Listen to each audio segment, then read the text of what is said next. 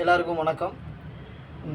நாம் ஹிந்தியில் இவ்வளோ நாளாக என்ன பார்த்துட்டு இருந்தோம் அப்படின்னா, ஹிந்தியில் என்னென்ன எழுத்துக்கள் இருக்குது, உயிரெழுத்துக்கள், மெய்யெழுத்துக்கள், அதுக்கப்புறம் உயிர்மெய் எழுத்துக்கள் நம்ம தமிழில் உள்ள மாதிரி நிறைய எழுத்துக்கள் ஹிந்தியில் இருந்துச்சு, சரிங்களா? ஆனால் நம்ம எல்லாத்துக்குமே தனித்தனியாக பார்த்தோம். எழுத்துக்கள் வந்து எப்படி எப்படி இருக்குது, ஆனா என்ன, வானா என்ன, காணா என்ன அப்படிங்கிற தனித்தனியாக பார்த்தோம். கீனா கூனா எல்லாம் தனியாக பார்த்தோம். இப்போது நமக்கு தனியாக இப்போ பார்த்துட்டோம். தனியாக இருக்கும்போது இது ஆ கா இப்போ ஒன்றும் இல்லை. இது வந்து இப்போ பாருங்கள், ஹிந்தியில் இது வந்து என்ன சொல்லுவாங்கன்னா ஆன்னு சொல்லுவாங்க, சரிங்களா? அதுக்கப்புறம்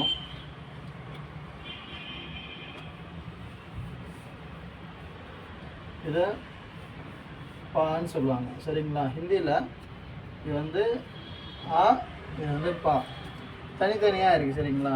இப்போ ஆ பா, இப்போ ரகு அப்படின்னா ரா கு அப்படின்னு தனித்தனியாக நம்ம எழுதுவோம், சரிங்களா? ஆனால் வந்து ஹிந்தியில் பாருங்கள், இது ஆ பா, சரிங்களா? இப்போ ஹிந்தியில் இது ஒரு வார்த்தை, இது ஒரு வார்த்தை. இந்த ஆ பா தான், சரிங்களா? ஆ பா இங்கே எழுதியிருக்கேன். இப்போ ஹிந்தியில் இது வந்து ஒரு வார்த்தை. ஆ இப், ஆ இப்புன்னு போடணும், அப்பு, சரிங்களா? ஆ பா, ஆ தனியாக பா தனியாக இருக்குது. ஹிந்தியில் சேர்த்து ஜாயிண்டாக வார்த்தையாக வரும்போது ஆ இப்பு, லாஸ்ட் எழுத்து வந்து உயிர்மை, அந்த மெய்யெழுத்தாக ஆயிடுச்சு, சரிங்களா? ஆ இப்பு, அப்பு. அப்பு அப்படின்னா இப்போதுன்னு அர்த்தம், இப்போதுன்னு அர்த்தம். இப்போ பாருங்கள், ஏன் உங்களுக்கு சொல்கிறேன் அப்படின்னா பாருங்கள்,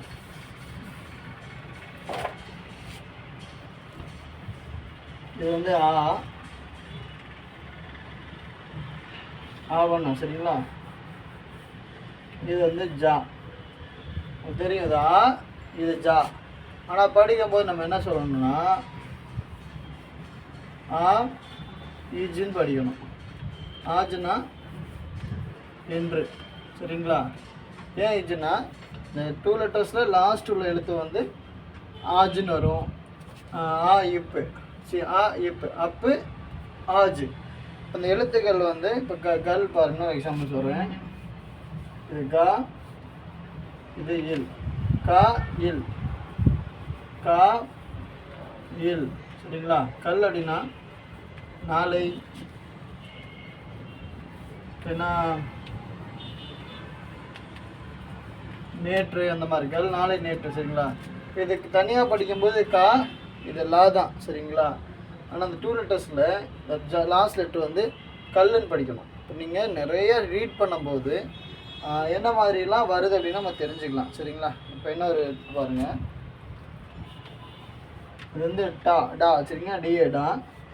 இது வந்து ரா, டா ரா, டா ரான்னு மட்டும் வரும். ஆனால் ஹிந்தியில் நம்ம ரீட் பண்ணும்போது டா இர், டர்ன்னு படிக்கணும். டா இர், இது மெய்யெழுத்தாயிருச்சு, சரிங்களா? மெய்யெழுத்தாயிருச்சு. டா இர், டர் அப்படின்னா பயம், சரிங்களா? டர்னா பயம். இப்போ இதெல்லாம் நீங்கள் உங்களுக்கு ரீட் பண்ணி நீங்கள் ஹிந்தி எழுத்தை நீங்கள் படிக்கலை அப்படின்னா நீங்கள் எப்படி படிப்பீங்க?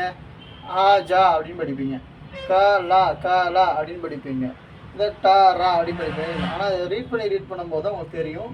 ஆ இப், அப், ஆ இஜ், ஆஜ், கா இல், கல், டா இர், டர் அப்படின்னு படிப்பீங்க. இது வந்து சிங்கிள் லெட்டர்னால உங்களுக்கு லாஸ்ட் லெட்டர் வந்து உங்களுக்கு மெய்யெழுத்தாக வந்திருக்கு. அதுலேயே 3 லெட்டர்ஸ் பாருங்கள். 3 லெட்டர்ஸ், இது 2 லெட்டர்ஸ் பார்த்தோம். 3 லெட்டர்ஸில் இது வந்து இது வேணாம், இது ஹிந்தியில் எழுதுகிறேன். ஹிந்தியில் இது வந்து சா, இது டா, சடக், இந்த டா கிடையாது, இந்த டா, சரிங்களா? சாடா இக், சடக். இது சா, இது டா இக், சடக்.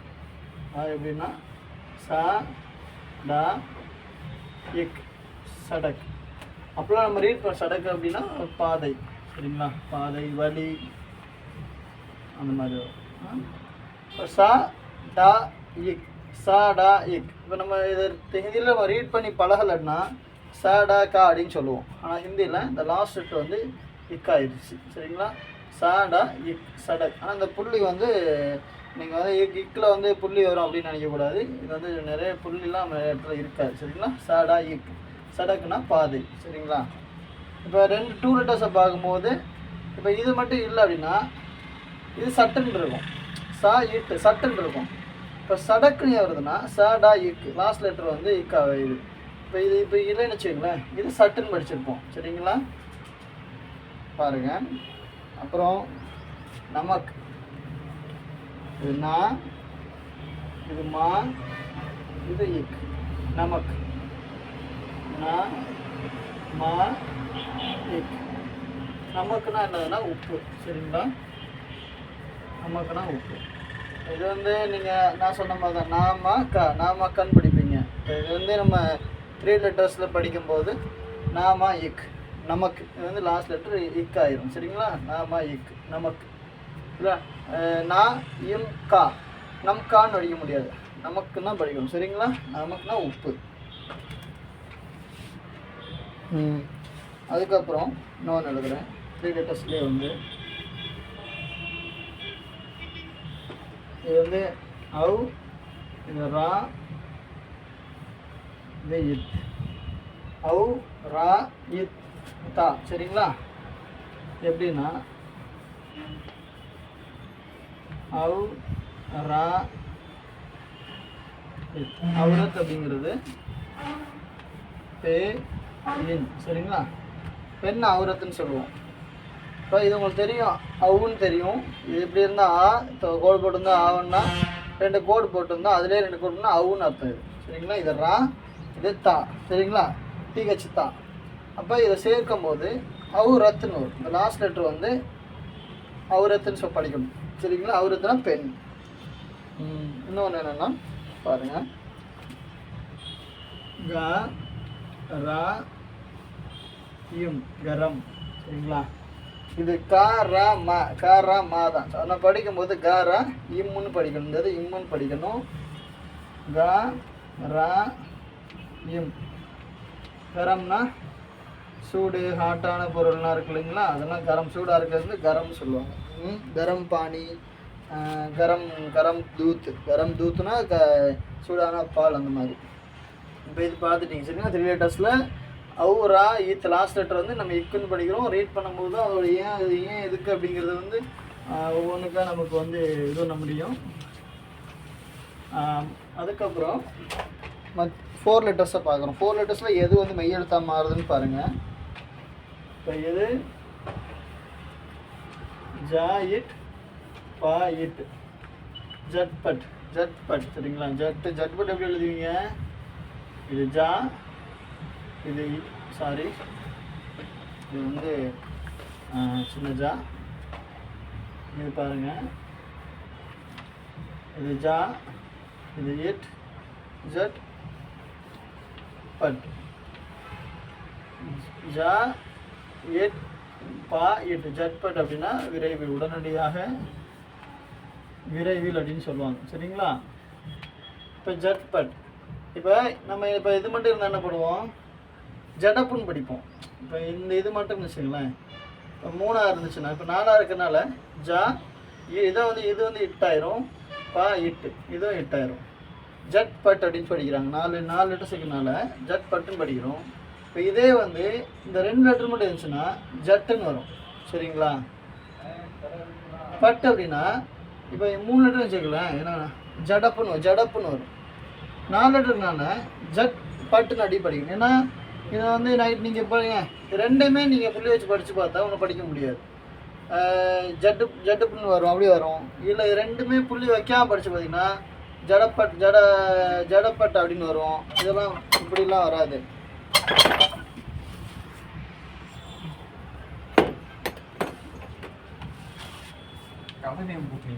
அது தூங்குற எல்லா சத்தம் எதுனா நான் தூங்கவே இல்லை, சும்மா ஒன்று.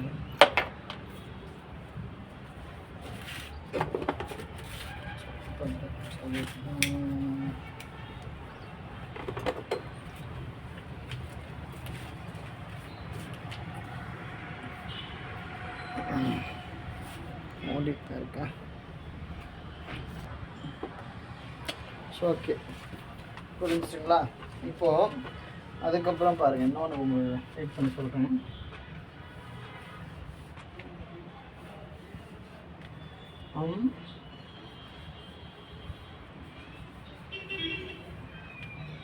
அம்ரூத், சரிங்களா? அம்ரூத் அப்படின்னா ஹிந்தியில் பாருங்கள், மேலே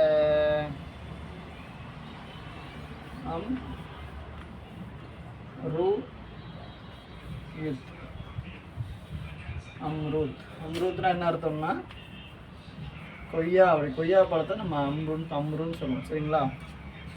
இப்போ அம்ரூத் நல்லா படிங்க.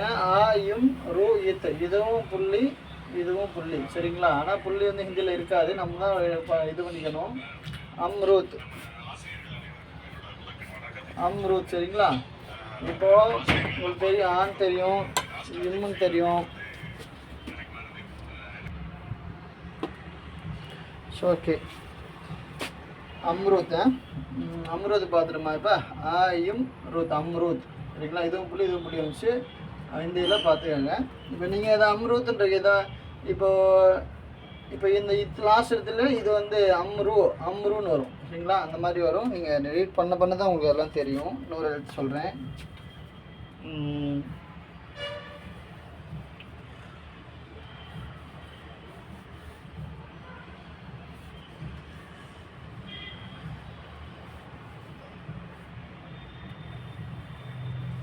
பார்த்தீங்கன்னா இது என்னன்னா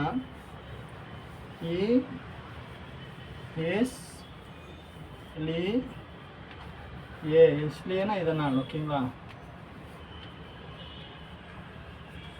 இஸ்லியேனா இதனால். இப்போ இது வந்து ஈன்னு தெரியும், இது ஷான் தெரியும், இது லீ, அந்த லீயானா, சரியா?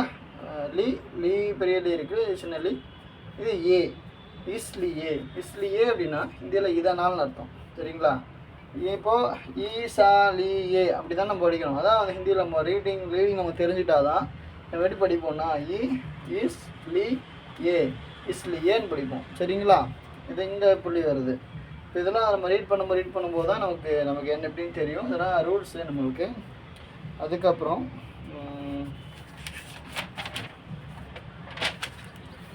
ஓகே, இந்த வீடியோஸில் நம்ம வந்து எப்படி எந்த எழுத்தை நம்ம இட்டுன்னு சொல்லணும், எதை டான்னு சொல்லணும், எதை வந்து அப்படிங்கன்னா நம்ம கொஞ்சம் நம்ம பார்த்துருக்கோம், சரிங்களா? புரியுதுன்னு நினைக்கிறேன்.